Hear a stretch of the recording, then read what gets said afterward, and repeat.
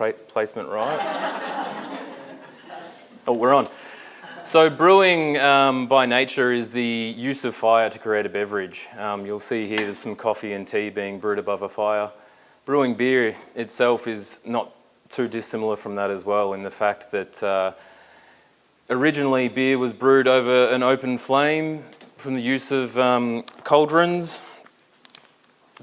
You can see here a couple of different examples of bricked mash tuns. Effectively, the fire would create enough heat to achieve a rolling boil so that we'd be able to process the beer.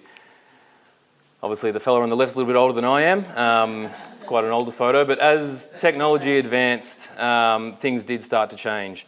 So the use of naked flame or real fire has sort of been superseded for the most part, thanks to the invention of the steam engine. Originally, the steam engine was only implemented into breweries to help mill the grain and take the job away from multiple horses grinding the stone to crush the grain. As they discovered, it was a lot more efficient than horses, so they rolled it out in other factors, and now a modern day brewery, much like mine just here, is powered by steam throughout the jackets in those many vessels. It's a decent action shot, if I do say so.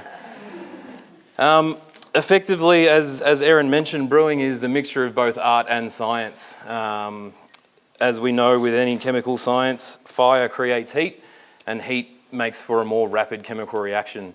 So for brewers, the use of specific heats without different parts of the process help us to control the beer and get repeated desirable outcomes.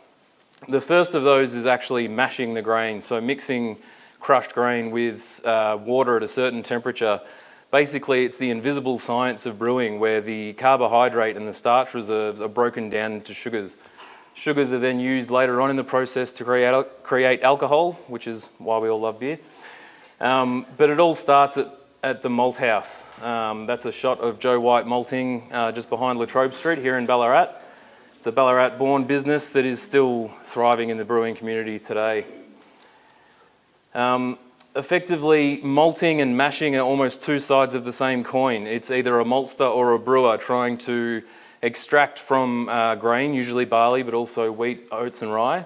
Extract from that a sugar source that we can use to create the beverage. You can see here the darker coloured grains obviously take on more shades and impact the beer with a little bit of colour. There's some handsome devil. And originally, almost all malt was actually a darker colour, which would instill into a darker beer. As technology advances, colour, as well as some of the more complex attributes in beer, have perhaps been removed. I can tell you that pale beer over in Antwerp in Belgium was still very complex and delicious. It's just a photo for effect. So as I said, there's very specific heat ranges where a lot of the brewing science needs to occur. We wouldn't have that beautiful range of amber and golden colours without the use of darker malts, the right mashing temperatures, caramelisation of the sugars. It actually is brewers who are responsible for a very famous turn of phrase. They were making beer in a repeated way before the invention of the thermometer, simply by submerging their hands into the beer to see if it was ready for the yeast. And that's where we get the rule of thumb. One of the exceptions to the progressive science is in fact smoked beer, most famous for that city of Bamberg, who have continued the tradition of using smoked malts which impart a nice smoky character to the beer. That's a modern technology, but another older tradition is a form of mashing called decoction mashing. And what we do with decoction mashing is actually remove that mixture of barley and water and boil it rapidly. We remove a portion, return it back to the main mash tun to heat it up incrementally. What that does is produce paler beers with a much more malt-forward profile, such as the beers you might expect out of Czech Republic and Germany. At the other end of the spectrum, if they're pale beers that have outlasted modern advancements, many people will recognise that famous harp. The Guinness Brewery, obviously one of the most famous stout brewers, kind of championing the darker element of beer. The roasted barley, and Guinness themselves roast their own barley in-house. They take the grain to a heated level of 232 degrees Celsius, which is 3 degrees off spontaneous combustion. So that's where they get fire in their brew house.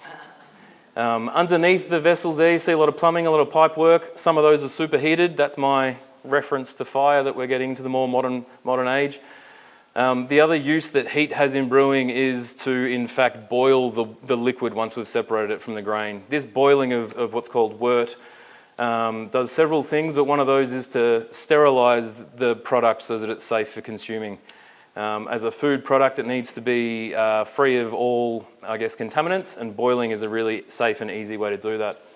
The other most exciting part, especially for the craft beer scene, of which Aunty Jacks is, I guess, a part of, the very sexy hops are what provide a lot of the aroma and flavour for more modern beers. There's Tony on the left there doing something useful for once. Hops are a naturally bitter compound. There are alpha acids within the insides of the hop which produce the bitterness that gives the beer the back end that you're used to. Although a modern practice these days, harking back to a German tradition of old, there's a stone and wood brewery up in Queensland that once a year provide the customers with an experience known as stone beer, where superheated volcanic rocks are dropped into the boiling kettle to instantly caramelise some of the sugar, so that you can then go and sit by the fireplace and enjoy the beer with your mates. That's a picture of Aunty Jacks, very comfortable setting. I hope to see you all in there soon doing just that. Cheeky plug to finish. Thank you very much.